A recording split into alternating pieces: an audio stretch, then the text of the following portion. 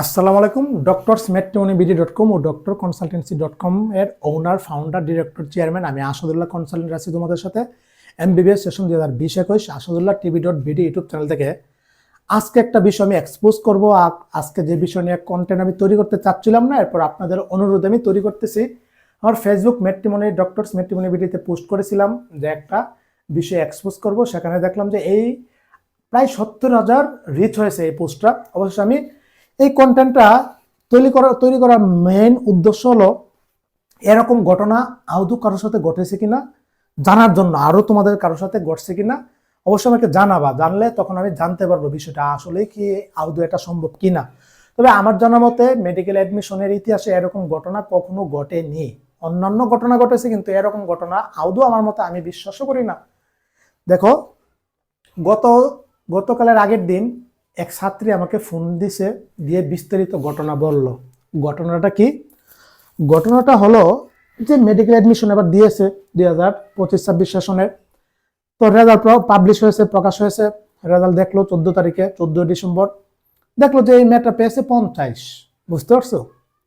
50 পাওয়ার পরে পজিশনটা হয়তো 30-35-এর মধ্যে হবে। তো পরবর্তীতে মেয়েটা প্রাইভেটে ভর্তি হবে, সেকেন্ড টাইমার ছিল। তারপরের ঘটনাটা হলো যে আপনার এই রেজাল্টটা উনি প্রাইভেটে ভর্তি হবে, তো একজনের পরামর্শ নিতে যাচ্ছিল এক লোকের, যে এই রেজাল্ট দিয়ে এই পয়েন্ট দিয়ে কি বারডেমে নাম আসবে কিনা, বারডেমে চান্স পাবে কিনা। দিল, রেজাল্টটা পাঠিয়ে দিল ইনবক্সে, হোয়াটসঅ্যাপের মাধ্যমে। তো যাও, তারপরে যে রেজাল্টটা পাঠানোর পরে যে ঘটনা ঘটছে, এটা 7 দিন পরে এই মেয়ের সিমে SMS এসেছে যে ইউর রেজাল্ট চেঞ্জ। কত আসছে জানো? ফেল। তার মানে স্কোরটা কত এসে পড়ছে? পরের যে রেজাল্ট সেটা এসে পড়ছে মাত্র 30। বুঝতে পারছো? মাত্র 30 পাইছে। ফেল হয়েছে, কিন্তু প্রথম রেজাল্ট ছিল 50। এটা কি আদৌ সম্ভব? আচ্ছা, এরকম ঘটনা কারোর সাথে ঘটেছে কিনা জানাবেন। দেখুন, মেডিকেল অ্যাডমিশন রেজাল্ট দেওয়ার পরে 14 ডিসেম্বর প্রকাশ হয়েছে। তারপরে মেডিকেলের কারোর রেজাল্ট যদি তোমার মনে হয় যে তোমার রেজাল্ট আরো 1 নাম্বার বাড়বে, 5 নাম্বার বাড়বে, 10 নাম্বার বাড়বে, অথবা তুমি চান্স পাওয়ার যোগ্য, তখন কিন্তু একটা অপশন থাকে। সেটা হলো যে পুনর্নিরীক্ষণের আবেদন করার একটা অপশন থাকে। টেলিটক সিমের মাধ্যমে আবেদনটা করা লাগে। পেমেন্ট করলে 1000 টাকা পেমেন্ট করলে তোমার অ্যাপ্লিকেশন হয়ে যাবে। তখন খাতাটা রিচেক হয়ে যাবে, তোমার খাতাটা ওয়েমারটা। বুঝতে পারছো? তারপরে এটা রেজাল্ট পাবলিশ করবে। তারপরে তুমি জানতে পারবে তোমার রেজাল্ট প্রকাশ হয়েছে কি হয়েছে না। রেজাল্টটা এখনো দেয়নি। এই অ্যাপ্লিকেশনটা চলেছিল ডিসেম্বরে, 20 ডিসেম্বর পর্যন্ত চলছে। বুঝতে পারছো? অ্যাপ্লিকেশন মানে আবেদন সময়টা। কিন্তু এই ছাত্রী তো পুনর্নিরীক্ষণের আবেদনও করেনি। তো রেজাল্টটা কিভাবে চেঞ্জ হলো? মানে ফার্স্ট পাস মার্ক থেকে ফেল হয়ে গেল প্রশ্ন। তারপরে আর এখনো পুনর্নিরীক্ষণের রেজাল্টও দেয়নি।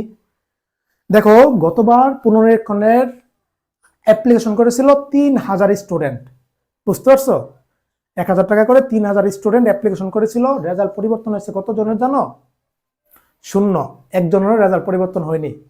পুনর্নিরীক্ষণ আজও পর্যন্ত আমি মেডিকেল ইতিহাসে দেখিনি কারো রেজাল্ট পরিবর্তন হইতে। বুঝতে পারছো? কম তো দেখিনি, বাড় তো দেখিনি। কিন্তু এই মেয়ের ঘটনাটা এমন ঘটলো কেন?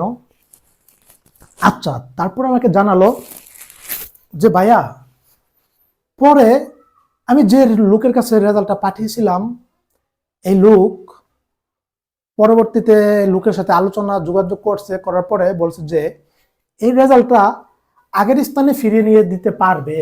মানে যত প্রথমবার যত রেজাল্ট আসছিল, কত 50 পেয়েছিল, 50 করে দিতে পারবে, কিন্তু টাকা লাগবে 8 লক্ষ টাকা।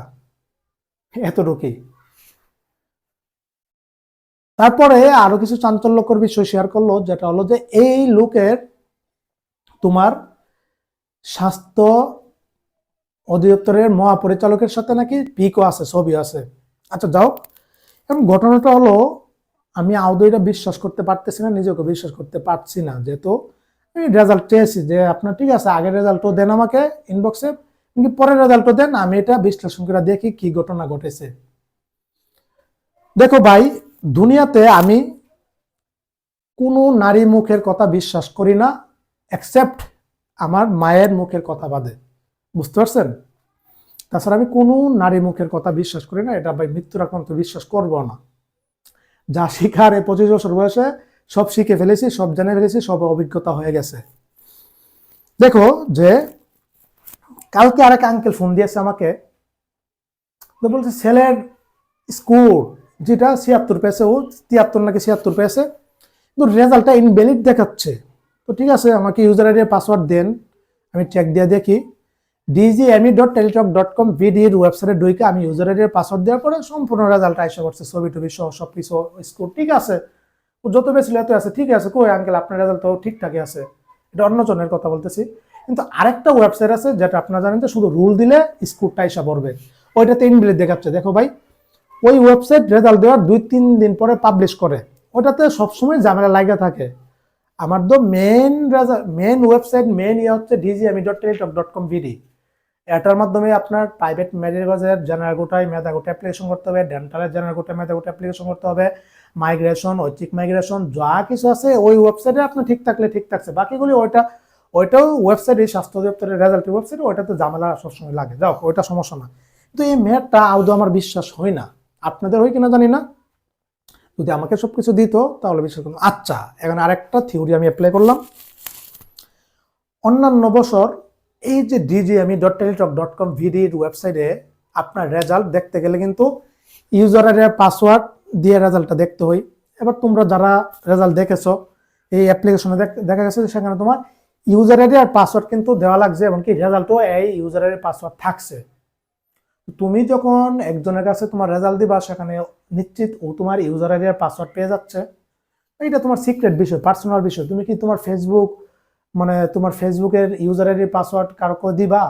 দিলে তোমার অ্যাক্সেসটা নিয়ে নিবে না? কিন্তু মেডিকেল অ্যাডমিশনে তো দিলেও কোনো সমস্যা দেখতেছি না, এই রেজাল্ট তো পরিবর্তন করার ক্ষমতা কারো নাই। আচ্ছা, আরেকটু বিশ্লেষণ করে বলি, কারো রেজাল্ট যদি পরিবর্তন হয়, কারো যদি ফেল থেকে পাস হয়ে যায়, পাস থেকে ফেল হয়ে যায়, তাহলে এটা কিভাবে কি হয়?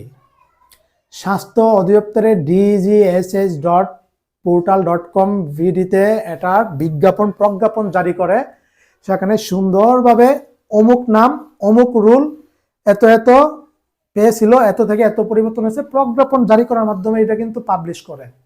বুঝতে পারছেন? ওই ওয়েবসাইটের মাধ্যমে যে কোনো ঘটনা ঘটক না কেন, ওই ওয়েবসাইটের মাধ্যমে সবকিছু প্রজ্ঞাপন জারি করে, বিজ্ঞপ্তি দেয়। বুঝতে পারছেন? স্বাস্থ্য অধিদপ্তরের ওয়েবসাইটে। তো মেয়ের বিষয়টা আমার কাছে কেন জানি এটা বিশ্বাস মনে হচ্ছে না, কিন্তু সিরিয়াস ভাবে বললো, কিন্তু আমার কেন জানি বিশ্বাস হচ্ছে না। এমন ঘটনা আদৌ বাংলাদেশে আমার জানা তো ঘটেনি। বহুত যাই ঝামেলা যা আছে সবকিছু এগুলো পরে গাইটারেটা আমাকে খুঁজে বের করে ইউরোপ থেকে। তারপরে আরো সমস্যা আমি পাইছিলাম, আরো বহুত সমস্যা, কিন্তু এমন সমস্যা আমি কখনো কারো পাইনি।